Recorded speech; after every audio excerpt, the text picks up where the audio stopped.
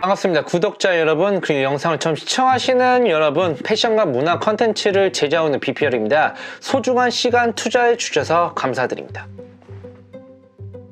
이번 컨텐츠는 바시티 자켓의 역사와 이번 유행을 할 것인가에 대해 한번 제작을 해봤습니다. 이번 연도 어떠한 유행을 불러일으킬지 영상을 통해 확인해 주시면 감사드리겠습니다. 1865년 하버드 대학교로 들어갑니다. 하버드 대학교 야구팀에서 최고의 키플레이어를 찾습니다. 키플레이어를 돋보이게 만들어줄 방법을 모색하던 중 대학교 이니셜 H를 그레이 플라넬 티셔츠에 넣자라는 아이디어가 떠오른 것이죠. 먼저 모든 선수들에게 이니셜 H가 새겨진 유니폼을 나눠줬고 시즌 내내 가장 실력이 돋보이는 베스트 플레이어에게 유니폼을 선물했으며 그렇지 않는 선수들은 다 반납을 했습니다. 유니폼을 받은 선수들은 레터맨이라 불렸고 학교 내에서 독보적인 존재가 됐습니다. 선수들은 레터맨이 되기 위해 밤낮 가리지 않고 훈련에만 집중했다고 합니다. 유니폼으로 하여금 선수들의 동기부여, 원동력 등 매우 긍정적이고 효과적인 마인드 컨트롤이 가능했으며 최고의 컨디션과 폼을 만들기 위한 수단으로 사용했습니다. 하버드 대학교에서 이러한 효과를 믿고 미식축구팀도 좋은 에너지를 부여받아 10년 뒤인 1987년 유니폼에 이니셜을 새기기 시작했습니다. 매우 중요한 경기에 이니셜을 새겨 팀의 사기를 높여줬고 승리까지 이어졌다고 합니다. 큼지막한 알파벳이 그들의 인생을 바꿔놓는 순간이었죠. 일반 티셔츠부터 가디언까지 다양한 아이템으로 발전시켰고 레터맨은 고등학교까지 번져갔습니다. 피닉스 유니온 하이스쿨의 한 학생이 레터맨 스웨트를 착용해 인기를 실감했습니다. 여기까지가 완벽한 소스입니다.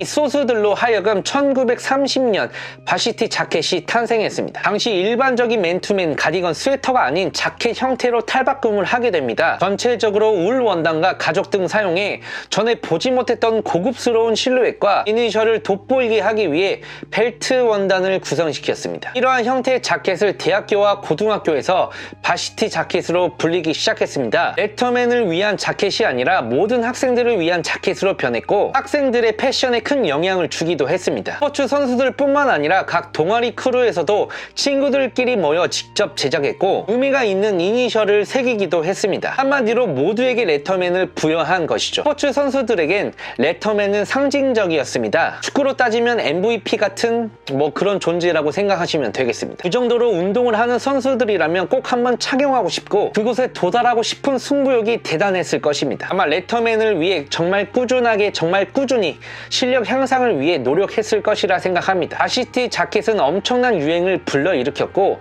프로 스포츠까지 진출했습니다. 프로 선수들까지 섭렵해 바시티 자켓의 인기는 상승했죠. 본연의 뜻을 그대로 승계받아 바시티 자켓을 착용함으로써 팀원들의 사기를 높여줬고 조직력과 열정적인 팀워크로 큰 성과를 창출했습니다. 한마디로 응집력을 보여준 것이죠. 단지 옷이 아닌 승리를 위한 옷으로 변했고 어딘가 모르게 힘이 빡 들어간다고 합니다. 그리고 아이비 룩의 상징이 됐습니다. 패션 디렉터나 디자이너분들은 아실 겁니다. 바시티 자켓이 무엇 때문에 만들어졌고 어떤 의미를 가지고 있는 제품인지 분명히 알 겁니다. 패션 브랜드에서 바시티 자켓을 제작한다는 건 분명 의미가 있습니다. 자신의 브랜드를 조금 더 빌드업 하자는 과정이자 기념이기도 할 겁니다. 해외에선 그렇지만 국내에선 조금 다릅니다. 아무래도 한국에선 꽈잠이라는 인식이 강해 국내 브랜드가 제작하기엔 이런 향기들 때문에 컨셉이 무너질까봐 조심하게 되는 부분들도 있습니다. 바시티 자켓을 잘 활용한 브랜드는 글로벌 스트릿 브랜드 스투시가 아닐까 생각하는데요. 스투시는 협업 컬렉션을 비롯 브랜드의 큰 행사 때마다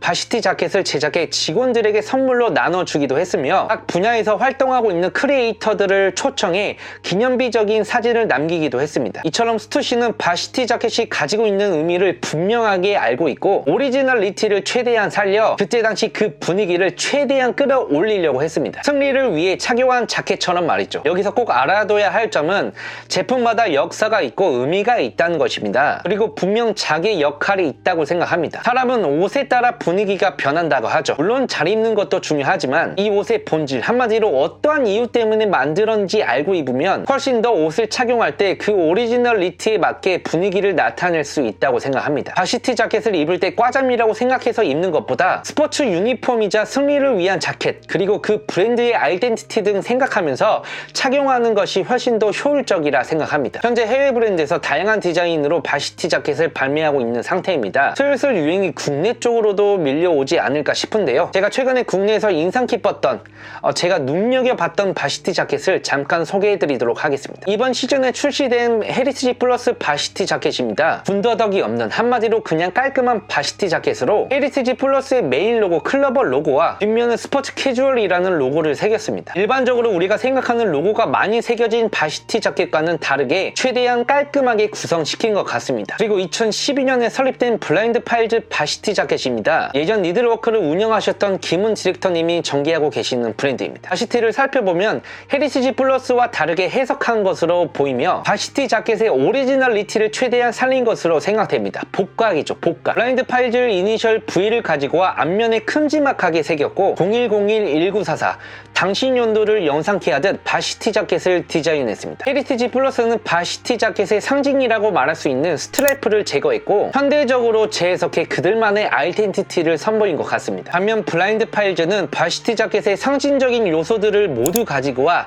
뺄 건 빼고 넣을 건 넣으며 완성도를 높게 만들어낸 것 같습니다. 각 디렉터들이 제품들을 재해석하는 재미가 더한 것 같습니다. 바시티 자켓은 저에게도 추억의 아이템이자 꾸준하게 잘 입던 제품으로 기억하고 당시 굉장히 친구들에게 많이 빌려주고 사라졌던 내 거 아니었던 뭐 요런 자켓으로 미운정 고운정 다 쌓인 아이템이었습니다. 2021년도 바시티 자켓의 유행이 다시 시작될지 기대를 해보고 있습니다. 지금까지 영상 시청해주셔서 감사드리며 저희는 다음 컨텐츠를 통해 인사드리도록 하겠습니다.